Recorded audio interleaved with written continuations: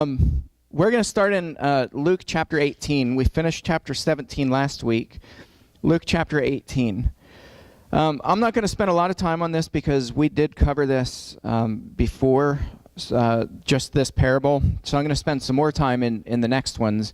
But I do think it's worth reading through this again because it's just so important. Chapter 18 and verse 1. And he told them a parable to the effect that they ought to always pray and not lose heart. He said, in a certain city there was a judge who neither feared God nor respected man, and there was a widow in that city who kept coming to him and saying, "Give me justice against my adversary." For a while he refused, but afterward he said to himself, "Though I neither fear God nor respect man, yet because this widow keeps bothering me, I'll give her justice, so that she will not beat me down by her continual coming." And the Lord said, "Hear what their unrighteous judge says. And will not God give justice to his elect, who cry to him day and night? Will he delay long over them? I tell you, he will give justice to them speedily. Nevertheless, when the Son of Man comes, will he find faith on earth?" First of all, I think it's important that the purpose of this parable is Jesus is telling his disciples, you need to pray and not lose heart. Why do you think it's important for Jesus to tell them that?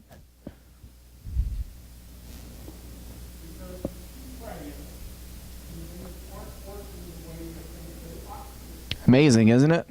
Yeah. The other thing, too, and I really don't like this cliche, but I understand where people come from, but I think we have a tendency to take things and just cliche them into the ground. But the cliche is in God's time. You know, we'll just keep praying that God answers this in his time. Well, that's not a helpful thing to tell people when they're in crisis. It's just not a helpful thing. I don't tell people that. I don't use that cliche because it's like nails on a chalkboard for me.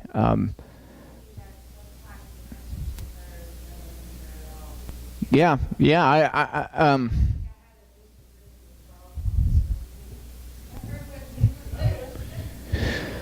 Well, you know, there are scriptures certainly that reference praying in accordance to God's will. That's another cliche. I don't like that cliche either. Whenever we pray and we say, "Well, God," you know, we kind of slip it in there. If this is part of your will, or if it's according to your will. I think that lends itself, again, I understand where it's coming from. I don't think that's unscriptural to pray that prayer. But I think what that can lend itself to is praying with timidness. God doesn't want us to pray timid prayers. And in fact, Jesus tells us, believe whenever you pray that it's already been answered. You were going to say something?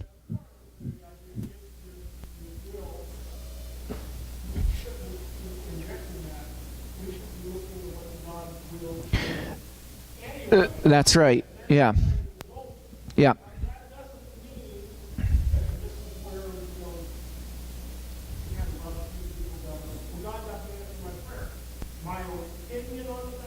Mm-hmm.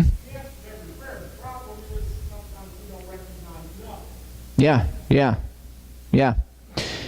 Sharon?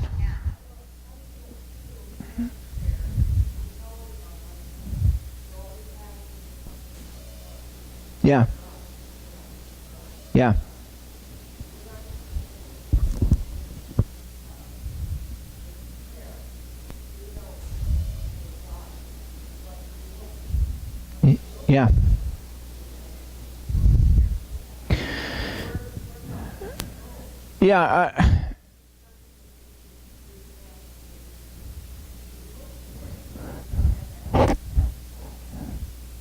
I completely agree with you. And, you know, I would take it probably a couple steps farther and say, when God answers prayers, we shouldn't be searching for something that always brings us comfort. Oftentimes God answers prayers and allows horrible tragedies to happen. God allows bad things to happen all the time. In fact, my friend Les Ferguson wrote a book called The Weakness of God. And he talked about how there's the power of the cross is in the weakness of God. The weakness of God is God restraining himself, and he gives the example of Jacob wrestling with God all night long. Now, he's literally wrestling with God, and in the end, what happens? Jacob wins. That's God exercising weakness. God could have snapped his finger and obliterated Jacob. I mean, you're talking about God the Almighty wrestling with man all night long, and he was an old man. Jacob was an old man. And God's wrestling with him all night long. I mean, hours and hours and hours of wrestling. And you mean to tell me that God can't overtake an 80-something-year-old man? You know? God restrains himself and shows his weakness, because in weakness there's power. As a result of God losing that battle, Jacob, of course, is reminded of his name, and then look at what happened as a result of that, and absolute blessing that never would have happened had God not expressed weakness.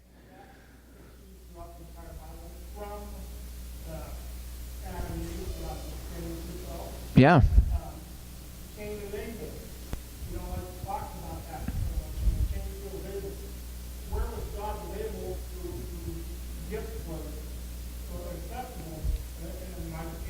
Yeah. I believe is that God is looking at Abraham, even if you die, it's okay. Cain, Yeah. Cain is the one who's in trouble, not Abraham. Yeah. And we fail to look at that because we're going, wait a minute, God's not perfect. Yeah. Yeah. Yeah, I think we can look at story after story after story. And, Job, God exercises weakness with Job. You think that God couldn't have said, Satan, there's no way, no, you're not going to touch him. God absolutely could have done that. He's certainly done it other places. Why not with Job? And then you look at the cross. That's God really expressing weakness, because that's God in the flesh hanging on the cross at the hands of wicked men. God was exercising restraint, and another way to put that is God exercised weakness. God was shown his weakness.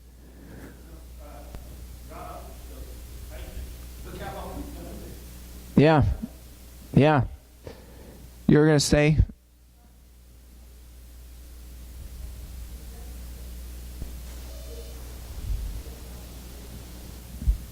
Yeah.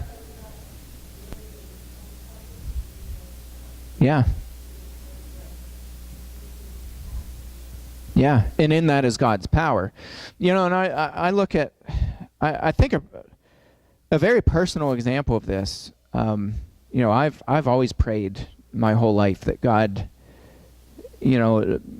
protects people, that God protects his innocent, that, I've always just, as far as I can remember, as far back as I can remember, I've prayed that.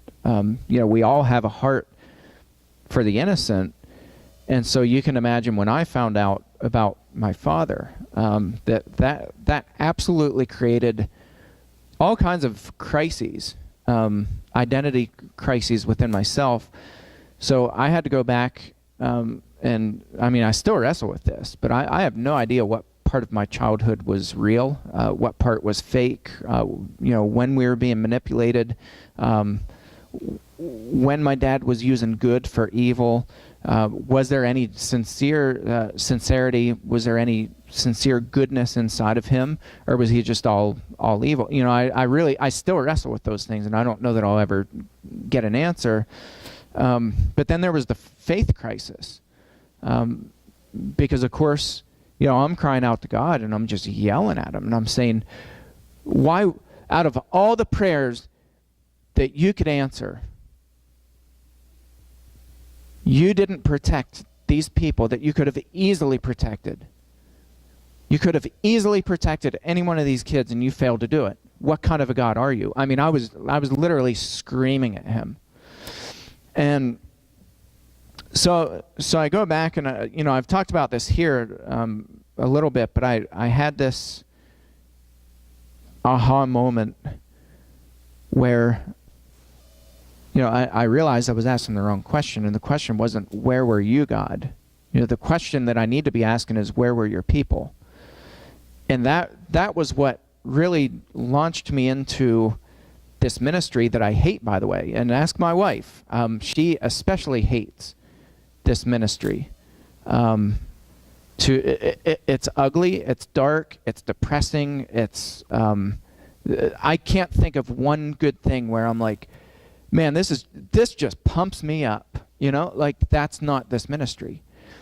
And so I look at that, but I think, this is just my opinion, but I think those prayers that I prayed long before I ever knew anything about my dad were being answered in the form of tragedy and brokenness and sorrow and pain and even death. My brother Mike died in the middle of all this. In fact, May 22nd, 2 days, is the 3-year anniversary of my brother. Isaac was 9 days old when I got the phone call that Mike had died. 9 days old. In the midst of tragedy and darkness and brokenness, God is using myself and so many other people, and I hate it. I'll be honest. I hate it. I always tell people I could think of 10 million other things that I'd rather be doing, but I can't sit still. I'm restless inside of me, and there's this fire inside of my bones where I can't settle. I have to be talking. I have to be speaking out. I have to be training people, and I think that's an answer to prayers. Not the way that I would have wanted that prayer answered, but today, today's sermon, we're going to talk about Paul going into Corinth. It's amazing. Paul, when he writes the first letter to the Corinthians, he talks about coming to them and with much fear and trembling. That's not Paul. If anybody knows Paul, if you've ever read any of Paul's letters, Paul doesn't go places in fear and trembling. In Ephesus, there's a theater packed full of 24,000 people rioting, saying, "Great is Artemis of Ephesians," or Ephesus. Paul is being held back by his buddies because he wants to march in there and preach a sermon to them. They want to kill him. They're rioting. 24,000 people want Paul dead, and Paul's going to go in there and preach to them. Paul's not full of fear. So when Paul writes the first letter to Corinth and says, "When I came to you, it wasn't with wise and persuasive words, but I came to you with much fear and trembling." What does that tell us about Paul's prayers and about how Paul thinks about mission? Paul didn't want to be in Corinth. I've got news for you. Paul didn't want to be in Corinth. Jesus Christ appears to Paul in a vision in Corinth, in the city of Corinth. It's the only other time that Jesus himself appeared to Paul. The first time was on the road to Damascus when Paul was converted. The second time was in Corinth. Jesus appears to Paul and tells him, "You keep preaching and don't fear because I have many people in this city." That tells me that Paul was at such a critical point, that Paul was so timid and so afraid and so ready to throw in the towel, so ready to just give up, that Jesus himself appears to him in a vision and says, "Paul, you keep going." It's interesting. Paul spent 1.5 years in the city of Corinth. It was one of the longest stays that Paul had in any of the cities where he preached. Paul takes up residence in a city where he's just terrified. I don't think Paul's like, "Yeah, I'm going to, I love my job, and I'm finally," what's our term that we use now? I'm finally at a church that's a good fit. I don't think Paul was saying that in Corinth. And furthermore, Paul spends 1.5 years in a city that he didn't want to be in the first place. He's terrified. He's ready to give up. Paul's alone. He's still alone, by the way, when he goes from Athens into Corinth. His buddies were supposed to meet up with him in Athens. He got chased out of Athens. When he comes into Corinth, Paul's still alone. He's still isolated. He doesn't have help. Paul goes into Corinth. He stays there for a year and a half. What's the first report that Paul gets back of the church in Corinth after he leaves? What shape is the church in? It's the absolute worst example you could possibly have. The sorriest group of quote-unquote Christians. These people are out of control. Imagine getting that news report after giving up a year and a half of your life. I think at that point, Paul was probably like, okay, God, what are you doing? Fast forward to 2 Corinthians. What kind of a shape is the church in? Much better. And they're influencing, they're spreading the gospel all over the place. So I think all the more that we need to hear the words of Jesus and say, man, don't give up hope. When you're frustrated, when you're discouraged, when you feel like all Christians are cowards and whatever, like people are leaving for much lesser things right now. They're leaving the church in droves. And I think we need to come back and we need to encourage each other, and we need to encourage new Christians. We need to encourage Christians who've been Christians their whole lives, and we need to say, you know what? Be persistent in your prayer and don't lose heart.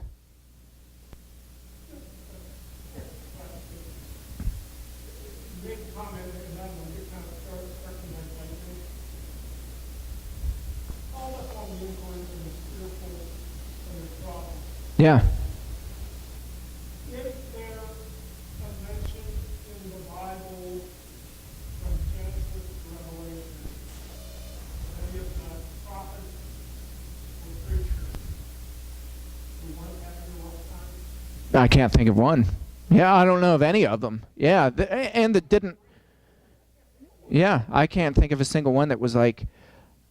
Again, it's our saying, I found a church that's the right fit. I have friends who are leaving churches, and I mean, it's at the drop of a hat, and maybe not for them. Maybe it's, a series of just bad, rough events, but they're leaving churches like crazy, and there's this, a lot of it's preachers being fired and unjustly fired, some of it maybe justly, and from their perspective it's unjustly. It's just this weird blob of stuff going on. But my point is, there are preachers leaving churches like crazy to go seek other churches where we're going to find one that's just the right fit for my family. I don't even know what that means. Like, my wife and I talk about that, and we don't know what that means. We don't know what that looks like. I mean, I can envision the perfect church, if there is such a thing. I could envision a church where, they have this and that and this and that and all the things that I think that a church should have, that, my family would benefit from, and this and that. And then reality sinks in, and I know of not one church, as you don't know of one prophet, and neither do I, that didn't just hate their life and hate their ministry. I can't think of one church, not one example, where everything's just smooth as glass. I can't think of a single example. Or where a minister is happy, genuinely happy with their ministry at that church.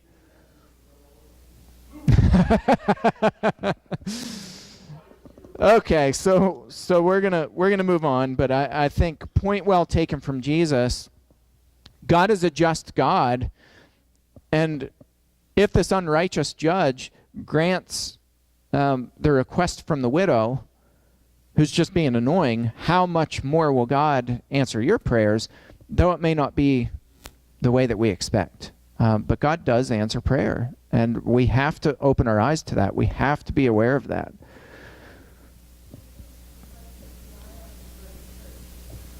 Yeah. Yeah.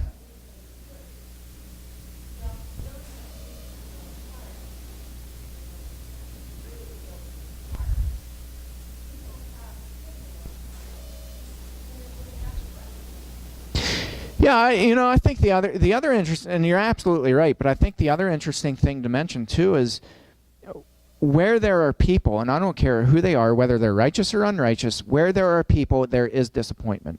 Where there are people, there is conflict. Where there are people, there are always people who, they'll thumbs up you and stand behind you verbally, but then you look around and they're nowhere to be found from the beginning of time. And I think sometimes not sometimes, probably most of the time, we read scripture with these rose-tinted lenses where we're like, my goodness, I mean, listen to our language. We're going to follow the blueprint of the New Testament church. I look at the New Testament church and I'm like, I don't want a whole lot to do with the churches that are found in the New Testament. They were a train wreck. They were a disaster. But you look at it in each congregation that was riddled with disappointment, riddled with tragedy, death, despair, persecution. They all had these problems. Every single one of them, 100%. I can guarantee it, stake my life on it.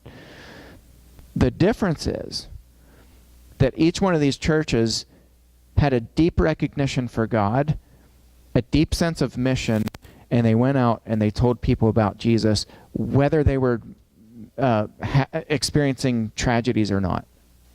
And they just did it. And that's why the church grew. The church didn't grow because of people. The church grew in spite of people. And that's the power of God. Yeah. I think that's accurate.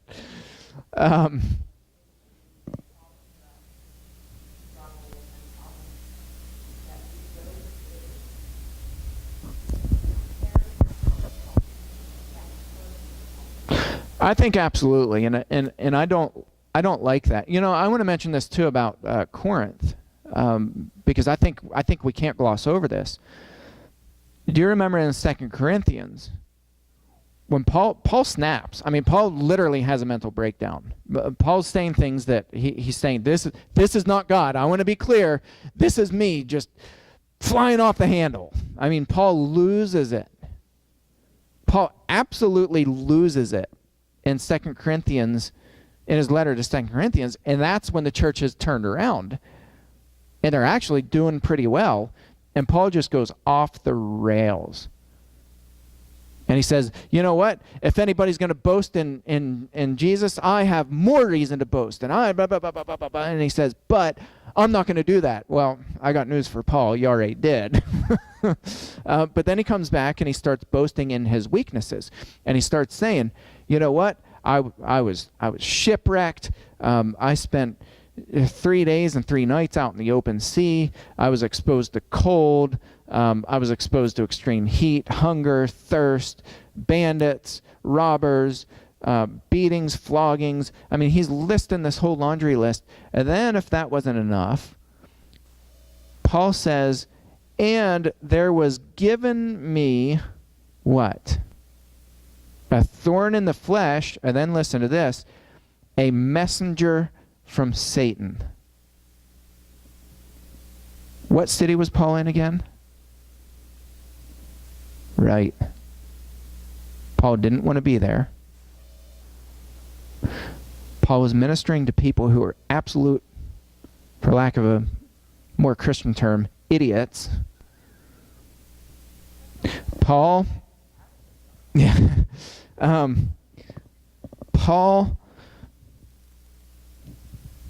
was fearing and trembling to begin with. At that point, wouldn't you think that God would come in and be like, man, Paul, you're going to have some campfire songs, and we're going to have some friends that just lift you up and encourage you, and just you're going to feel the Spirit of God move, right? Like, wouldn't you expect that? The American church expects that. That's the picture of God that we paint. What Paul gets is the total and utter opposite of that. Paul, who's coming in Corinth, doesn't want to be there in the first place, fear and trembling, loneliness. He has this vision from Jesus. Come on, Paul, keep going, don't give up preaching. Paul then, in the city of Corinth, receives a messenger from Satan, a thorn in the flesh. Not only that, Paul says 3 times, I begged God to remove this thorn in the flesh, but he didn't. And he said, my grace is sufficient. Therefore, and then he mentions, it's interesting, Paul in that context mentions the weakness, not of himself, of God. And that had never stuck out to me ever before I heard Les Ferguson for the first time talk about that. The weakness of God. Well, we'll go to the text itself. 2 Corinthians.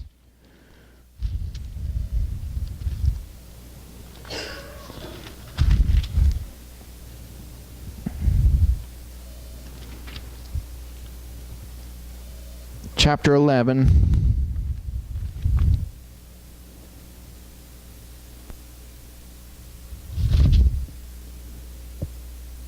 Actually, chapter 12. Paul's going on. He starts actually back in chapter 7. Then he kind of gives up on that for a little bit. Then he comes back to it in chapter 11 and just starts right back into it. Then chapter 12, he says, I must go on boasting, though there is nothing to be gained by it. I will go on to visions and revelations of the Lord. I think that's interesting too. There's literally nothing to gain by me talking about this, but I'm going to do it anyway. This isn't going to benefit the readers. Paul essentially is, in at least in his perspective, he's wasting ink at this point.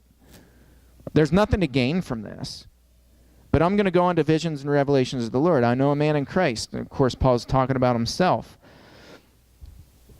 who 14 years ago was caught up to the third heaven, whether in the body or out of the body, I do not know. God knows.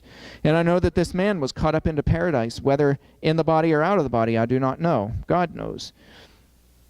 And he heard the things that cannot be told, which man may not utter. On behalf of this man, I will boast, but on my own behalf, I will not boast, except in my weaknesses. Now, this is interesting because Paul's talking about himself here, clearly talking about himself. He says, this man 14 years ago, I can boast about that man, but about myself, I'm not going to boast. Well, wait a second. I thought Paul's talking about himself in both of these. Paul is, but Paul's separating the past Paul with the current Paul. The current Paul, his life, for lack of another Christian term that's better, Paul's life sucks. Paul's miserable right now. 14 years prior, I think Paul had been converted. Paul was a Christian at that point.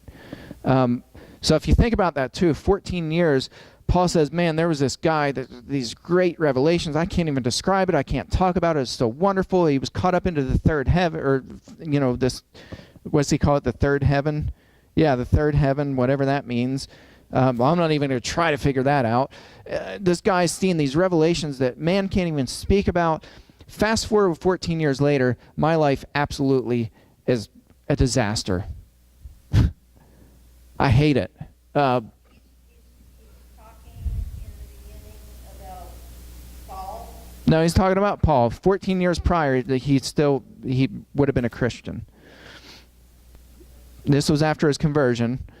So then going on, he's going to boast about his weaknesses. Verse 6, though if I should wish to boast, I would not be a fool, for I would be speaking the truth, but I refrain from it so that no one may think more of me than he sees in me or hears from me.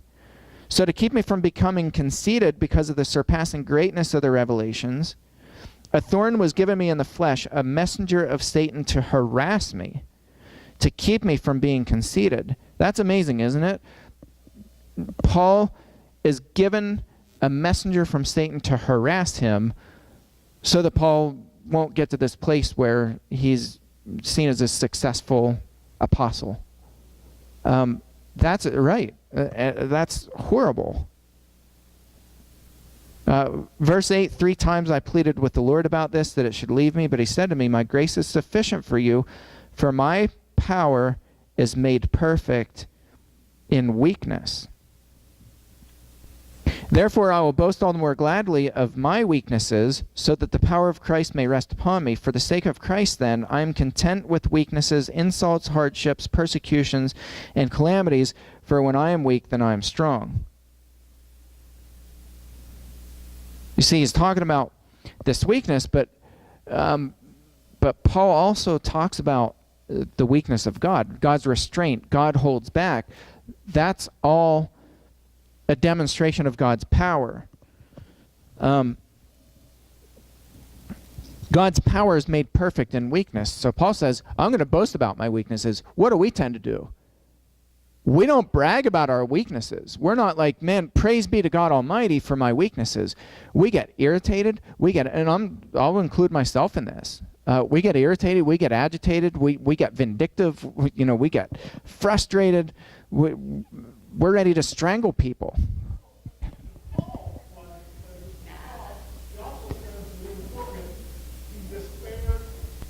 Yeah, that's right. Yeah, that's right. Yeah. So I wasn't going to spend that much time on that parable, but it just flowed.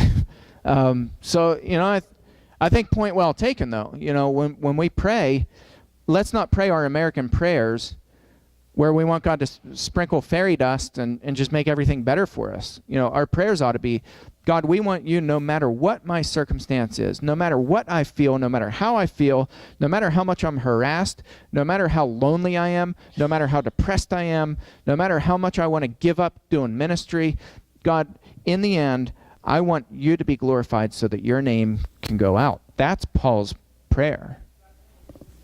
Yeah, that's right. That's right. So yeah, I don't know. Man, powerful stuff. All right, we're gonna stop there and